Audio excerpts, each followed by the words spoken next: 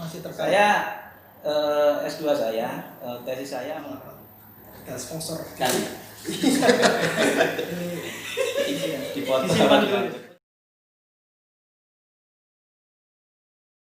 Bismillahirrahmanirrahim. Assalamualaikum warahmatullahi wabarakatuh. Kembali lagi di Bicara Nun, konten yang anggun, dakwah yang santun. Kali ini kita bersama dengan Pak Faizin Karimi, seorang konten kreator, juga seorang menyebut dirinya sendiri sebagai Muhammadiyah yang muda, Muhammadiyah yang asik ini. Seperti yang kita wawancarai sejenak yang tadi. Kali ini kita akan membahas tentang kebetulan hari ini itu Pak, Milad Muhammadiyah yang ke-108. Nah, kita bakal membedah tema dan mengkait-kaitkan apa saja yang ada di dalam tema tersebut dengan peristiwa yang saat ini terjadi gitu Pak.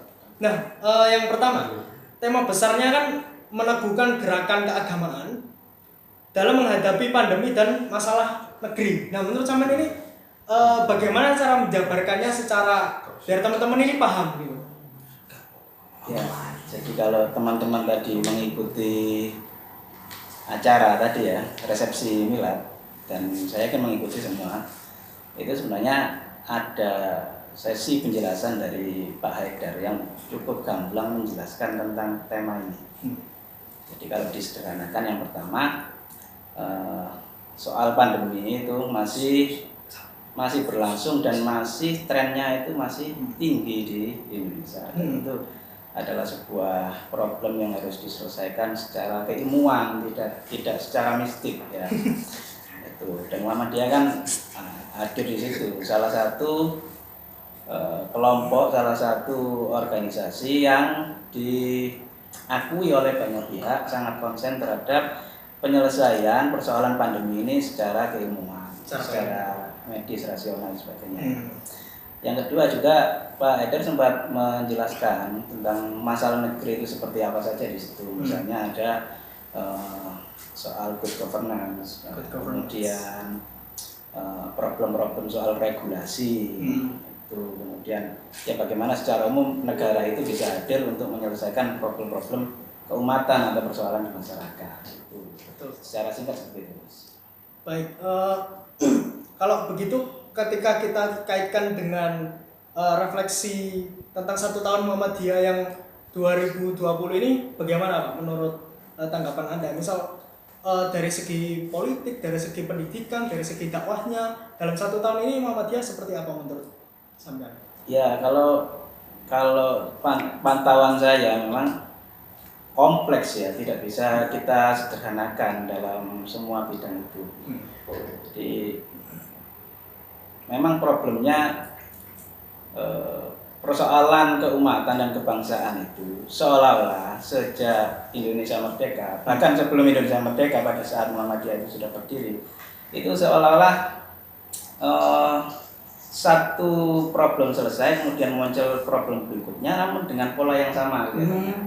Kalau kita mengkaji misalnya tulisannya Ahmad Dahlan yang disebut oleh Prof. Murni Mukan itu sebagai warisan intelektual yang disampaikan pada saat prasaran Kongres Umat Islam di Cirebon itu, yang berjudul Tali Pengikat Hidup Manusia itu kalau kita kaji itu problem-problem yang disampaikan oleh Ahmad Dahlan yang disampaikan dalam tulisan itu masih sangat relevan, sangat kontekstual dengan problem saat ini. Masih terkait. Saya S2 saya, tesis saya mengkaji tentang pemikiran dan perilaku politik Ahmad Dahlan. Dalam kajian saya itu saya menemukan sebenarnya problem-problem yang coba ditawarkan solusinya oleh Ahmad Dahlan pada saat itu sampai sekarang masih relevan. Jadi misalnya tentang perpecahan umat, bahkan meskipun tidak menyebut secara eksplisit ya, tetapi secara implisit Ahmad Dahlan juga menawarkan konsep-konsep demokrasi deliberatif yang kalau kita paham itu ya seperti selaras dengan demokrasi deliberatifnya Habermas kalau teman-teman tahu. Gitu. Jadi secara umum ya problemnya sama tuh ya, sampai mulai Muhammadiyah berdiri sampai sekarang gitu. Polanya sama. Sebelumnya mohon maaf Pak, ada sponsor kali. ini Disimpan dulu. Oke. Ya Allah. Kalau yang saya tangkap berarti Muhammadiyah dan negara bahkan manusia ini mengalami circle yang sama gitu, Pak. Ya, Problem problemnya yang sama. polanya sama. Polanya sama. Meskipun detail-detailnya mungkin bisa beda ya, Iya. tapi problemnya sama. Nah, selanjutnya ya Pak. Kebetulan kan kita dari pimpinan daerah Ikatan Pelajar Muhammadiyah. Nah sekarang kita mau membahas menarik tema tersebut ke hal kepelajaran gitu. Bagaimana pendapat Bapak tentang pelajar kemarin yang ikut demonstrasi, terus mereka yang tertangkap dan lain-lain itu bagaimana menurut Bapak? Karena dirasa yang tertangkap tahun ini daripada tahun yang lalu itu lebih banyak pelajar dan lebih dipepet lah kita ini para pelajar ini Pak. Bagaimana Pak? Ya, ini pembahasannya tidak bisa disimplifikasi soal itu, karena kalau sudah masuk ke ranah politik kekuasaan itu ada banyak hal yang banyak variabel yang masuk di dalamnya. Kita nggak bisa kemudian melihatnya secara teoritis semata, karena ada banyak problem di lapangan yang mungkin bisa jadi tidak bisa kita jadikan argumentasi bahwa untuk membenarkan atau menyalahkan kasus-kasus tertentu. Mesti itu kita harus bedah secara kasuistik. Cuma secara umum kan begini,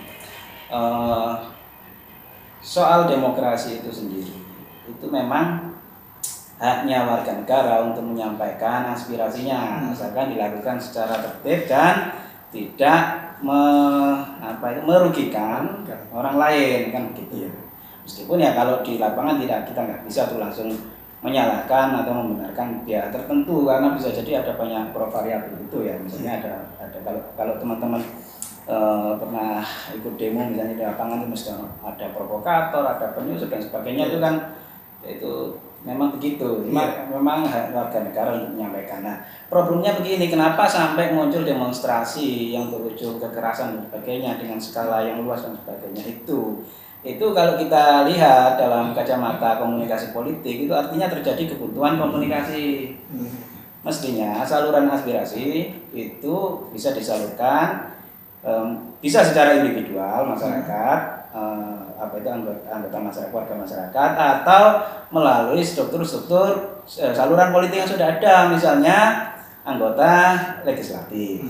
Kenapa muncul demonstrasi yang semacam itu menunjukkan saluran komunikasinya terputus. Masyarakat merasa tidak ada saluran di mana mereka menyampaikan aspirasi itu bisa didengar dan menjadi perhatian masyarakat. Itu kembali kalau misalnya di tulisannya Ahmad Dahlan itu ada bahwa demokrasi itu, keputusan dari seorang pemimpin itu mestinya mempertimbangkan respon dari masyarakat. Jadi itu menjadi bagian seharusnya dari cara pemerintah untuk mendapatkan umpan balik dari masyarakat tentang kebijakan yang diambilnya. Nah kebetulan kemarin juga Hari Pelajar Sedunia, sedunia apa nasional ya saya lupa. Kemarin juga ada aksi terkait pelajar dan lain-lain itu Pak. Apakah mungkin pelajar ini kelak akan menjadi kekuatan yang sama dengan mahasiswa seperti Koalisi Aksi Pelajar Indonesia tahun zaman Soekarno dulu Pak? Ya itu mahasiswa itu kan sebenarnya juga pelajar ya, tapi beda jenjang pendidikan saja gitu. Kalau sampai ke situ saya kira ada banyak hal yang bisa jadi akan menyebabkan itu tidak terjadi, tidak sampai segitu, karena misalnya ya masyarakat saat ini itu seperti tidak memiliki common enemy yang sama dengan misalnya kalau kita bicara konteks sosial politiknya pada saat reformasi itu common enemy-nya beda. Yang kedua gaya hidup, lifestyle-nya beda. Jadi hal-hal semacam itu agak sulit. Kalau ada salah satu kritik juga misalnya begini ya, apa motif pelajar ikut demonstrasi? Karena banyak pandangan yang menyebut bahwa itu bentuk aspirasi semata, idealisme. Tetapi ada juga yang menyatakan bahwa itu kayak tren dan yang dikejar adalah konten misalnya. Semacam itu apa bisa menjadi pendorong, penggerak, pemicu untuk lahirnya sebuah gerakan yang besar. Bisa jadi iya, tetapi bisa jadi tidak juga gitu kalau motif-motifnya itu fun, untuk popularitas, untuk membuat konten dan sebagainya, itu kan beda tujuan ya. Motifnya juga bisa beda. Iya. Jadi kemungkinannya kecil sekali, Pak. Ya, ada banyak hal yang mempengaruhi. Termasuk IPM sendiri. Kalau misalnya IPM sebagai sebuah organisasi pelajar yang relatif memiliki struktur yang terdistribusi merata dalam skala nasional, baik secara vertikal maupun horizontal. Horizontal itu di semua tempat ada. Vertikal itu punya struktur yang jelas dari pusat sampai ke ranting. Itu sebuah kekuatan. Apakah organisasi-organisasi pelajar seperti IPM dan sebagainya itu juga menggerakkan anggotanya untuk itu? Kalau sifatnya itu cair, itu saya tidak yakin itu akan menjadi kekuatan yang diperhitungkan. Oke, masih terkait tentang pelajar dan juga IPM ini, Pak.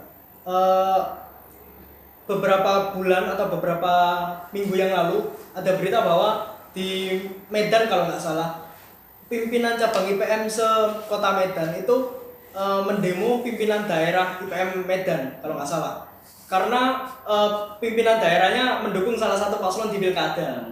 Nah, karena Bapak tadi bilang bahwa IPM ini juga perlu diperhitungkan kekuatannya ketika ada vertikal dan horizontal di sana, kekuasaan vertikal dan kekuasaan horizontal.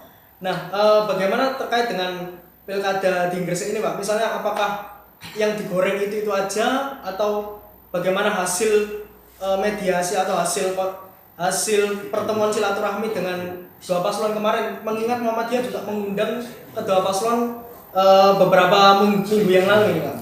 Iya, hubungannya seperti apa?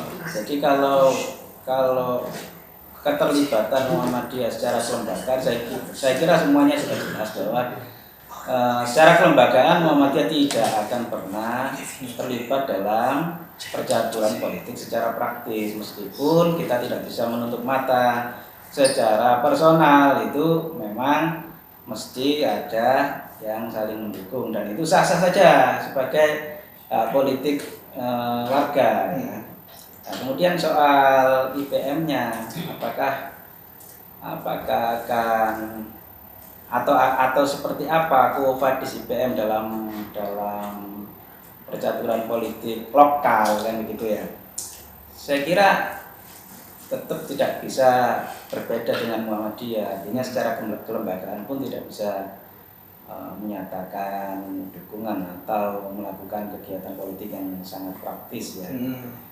Cuma kembali kepada nilai-nilai yang mau dibawa oleh Muhammadiyah, yaitu politik kebangsaan. Dalam konteks pemilihan kepala daerah di tingkat lokal, saya kira IPM bisa mengambil peran dengan cara mengambil bagian dalam proses pendidikan politik. Karena pendidikan politik ini di Indonesia ada persoalan yang tidak pernah selesai. Jadi edukasi politik, pendidikan politik itu kan salah satunya dilakukan terutama oleh partai politik. Nah, problemnya partai politik itu menjadi sangat pragmatis, menjadi sangat transaksional, dipicu oleh perilaku warga yang juga pragmatis dan transaksional, sehingga soal edukasi politik itu sangat minim lah. Sebenarnya kalau saya lebih setuju gerakan IPM itu menyasar politik kebangsaan, menyampaikan politik-politik nilai dengan berada pada ranah pendidikan politik, misalnya untuk meningkatkan partisipasi politik. Kemudian pemilih secara cerdas dan mandiri, ini penting. Cerdas dan mandiri artinya memilihnya itu tidak berdasarkan penilaian-penilaian yang tidak mengacu pada kinerja calon yang dia pilih gitu. Nah, itu ruang yang perlu diisi oleh teman-teman kalau mau ikut meramaikan atau ikut terlibat dalam proses politik. Tidak bicara kekuasaan ya, tetapi bicara soal nilai-nilai dan kalau teman-teman itu sebenarnya gini ya, saya menganalisis pemilu kada yang ini, yang sekarang ini, yang serentak terakhir ini kan serentak terakhir. Ini akan jadi pemilu kada dengan gaya lama yang terakhir. Gaya lama itu pikiran-pikiran orang tua yang mendominasi prosesnya. Generasi dulu. Ya, kan gini ya, kayak pikiran orang tua itu misalnya ya politik transaksional semacam itu. Kemudian calon-calonnya, pemilihan calonnya, proses pemilihan dan sebagainya itu gaya lama. Kenapa? Karena 5 tahun lagi orang-orang tua ini sudah tidak ada dan akan muncul pemilih muda, pemilih pemula baru dengan jumlah yang sangat signifikan. Ya. Yang mana pemilih muda, pemilih pemula dan yang sekarang ada di usia muda itu akan menjadi jumlah yang sangat besar pada proses pemilihan selanjutnya. Dan mereka ini paradigmanya beda dengan generasi tua. Maka saya punya analisis pilkada selanjutnya akan menjadi berproses secara sangat berbeda dengan pilkada yang sekarang. Dan itu teman-teman perlu memetakan itu sejak awal jadi bicaranya tidak politik yang sekarang ya kalau mau terlibat, tetapi 5 tahun lagi seperti apa, kan begitu. Iya, menarik ini Pak. Paradigma dari generasi sekarang yang mungkin nanti jadi iron karena kalau politik praktis soal milih siapa dan siapa itu berapa sih yang anggota IPM atau anggota organisasi pelajar yang kemudian punya hak pilih? Kan tidak semua. Iya, tidak semua. SMP belum punya. Sebagian siswa kelas 10 SMA juga mungkin ada yang belum cukup usia untuk memilih, belum jadi pemilih ya. Tetapi kalau edukasi politik untuk menyiapkan pemilih yang cerdas dan mandiri artinya tidak pilihan dia tidak bergantung pada pilihan orang lain. Itu akan banyak segmentasi yang bisa dijangkau oleh IPM. Anak usia SMP, SD kelas 6 bisa jadi kan dia sudah milih. Nah, itu menurut saya tantangan dakwah di bidang politik yang perlu dimasuki oleh teman-teman IPM kalau soal politiknya di situ. Berarti kita kuatkan lagi pendidikan politik. Iya, pendidikan politik. Mungkin bisa ke dakwah politik atau ngaji politik itu, tapi kesannya agak masih belum siap sekiranya semuanya itu mendengar dakwah politik atau politik diksinya nggak harus ada politik misalnya. Jadi misalnya kebangsaan gitu. Citizen education kan bisa seperti itu. Iya. Oke. Ini kalau dibahas lebih lama tentang politik ini bakal berhari-hari nih Pak. Oke, selanjutnya yang terakhir ya Pak. Kemarin tentang kepulangan Habib Rizik. Nah, Muhammadiyah ada beberapa yang terlibat soal itu. Entah itu tentang yang ngedit fotonya Pak Abdul Mukti, yang narasinya itu Pak Abdul Mukti ini seakan mengejek-ngejek Habib Rizik gitu. Bagaimana menurut Bapak tentang Muhammadiyah yang sering diseret-seret dalam kasus tersebut? Ya, kalau soal politik itu kita perlu berhati-hati ya. Karena Islam itu kekuatan kalau secara kuantitatif itu jumlahnya besar. Dan itu cenderung untuk dijadikan batu untuk saling lempar-melempar antar kelompok dalam Islam itu sendiri. Sehingga selalu dimunculkan perpecahan antar umat Islam. Ya. Dan itu agama itu kan sangat sensitif. Benar sekali. Kalau ada konflik mengatasnamakan agama itu akan cepat meluas. Padahal kalau kita tahu misalnya kita baca kajiannya Karen Armstrong itu yang di dalam buku The Blood of War. Itu hampir semua perang yang mengatasnamakan agama itu ada motif ekonomi di baliknya. Rebutan sumber daya dan terutama. Nah, Islam itu dibenturkan supaya satu tidak terjadi kesatuan umat Islam.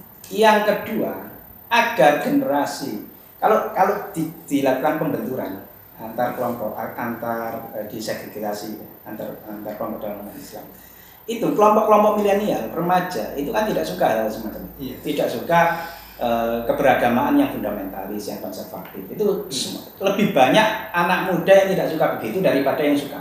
Iya.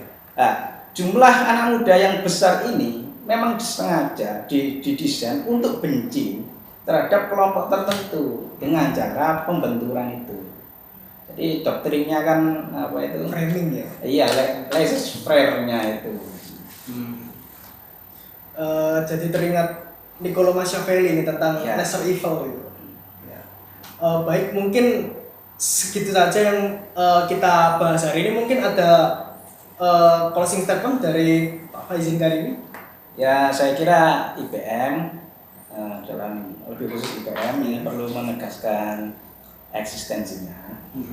Saya teringat dengan marsnya IPM itu, pelopor, pelangsung, dan penyempurna. Artinya teman-teman perlu melakukan pemetaan potensi kader. Tiga tipikal kader ini berbeda. Pelopor itu beda, pelangsung itu beda, penyempurna itu beda. Selama ini kita campur. Kalau kita bedakan, ini gerakannya akan sangat bagus. Pelopor itu karakteristiknya itu inovator. Dia tuh nggak suka program-program lama tahun kemarin, mesti ingin sesuatu yang baru. Tapi pelopor ini punya kelemahan soal konsistensi, disiplin, itu susah dia karena inovator memang begitu. Yang kedua pelangsung ini tidak bisa disuruh membuat program baru, menganalisa sesuatu yang baru, itu susah. Tapi dia punya kekuatan soal konsistensi. Maka kader dengan tipikal pelangsung ini yang harus menjalankan inovasi yang dibuat oleh kader tipikal pelopor.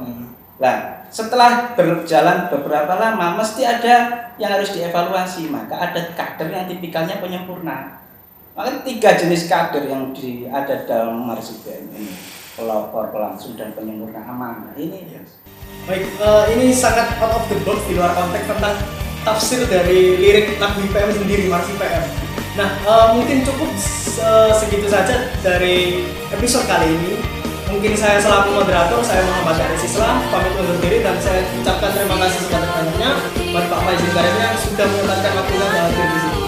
Baik teman-teman, sampai jumpa di episode selanjutnya di Bicaranu, konten yang anggun, dakwah yang santun. Wassalamualaikum warahmatullahi wabarakatuh.